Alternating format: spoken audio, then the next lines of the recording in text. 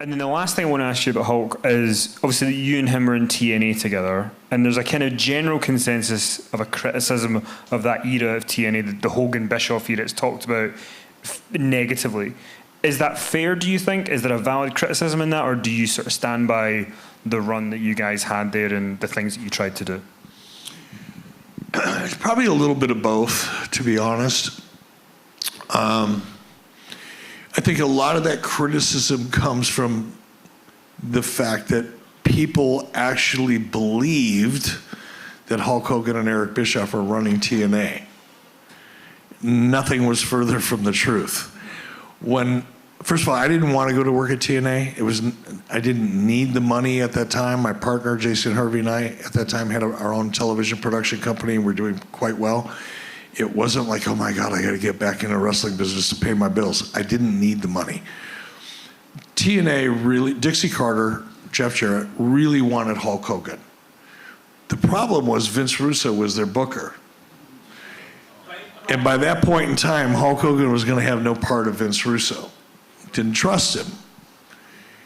So, and I was handling a lot of Hulk's business at the time. I was negotiating deals with him and for him and things like that. So when Dixie Carter reached out to Hulk, Hulk reached out to me and said, I'm only going if you're going because I want you to watch over my creative. Just my creative, not everybody else's in TNA, just anything to do with Hulk Hogan. And he wanted me to negotiate his deal with TNA, which I did. So I went, and I don't want to make it sound like I didn't want to go. I made the decision to do it.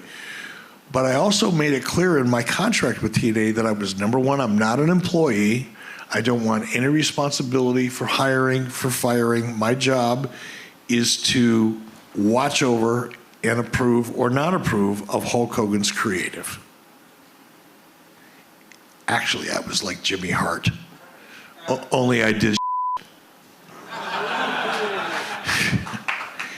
So I was kind of forced into TNA. Hulk wasn't going to go unless I was there to oversee it. I ended up working there. But the truth is, there was not one management decision that either Hulk or I made.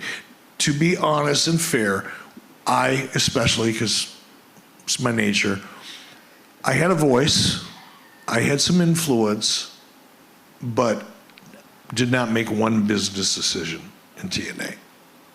I thought we could play a fun game, okay? I hope so. It's been kind of brutal. Sometimes people say that Hulk embellishes things. So I want to play a game of Hogan, fact or fiction.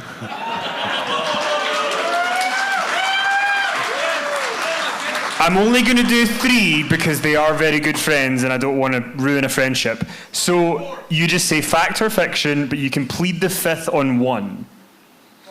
Fact number 1, or Hogan claim number 1. The George Foreman grill was offered to Hulk first. Fact or fiction? Fact. Now let me.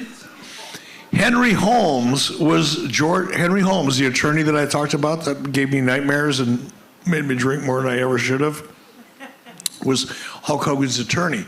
Henry Holmes was also George Foreman's attorney. I have had this conversation with Henry Holmes. That's a fact. We'll see if that keeps coming. Number 2, as written in Hulk Hogan's autobiography, he rewrote the scripts for Mr. Nanny and Santa with Muscles, but didn't get a credit for the writing.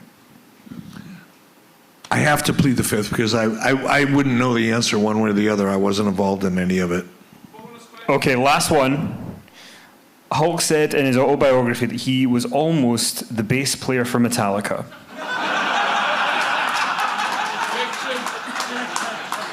You have pleaded the 5th. Fact or fiction?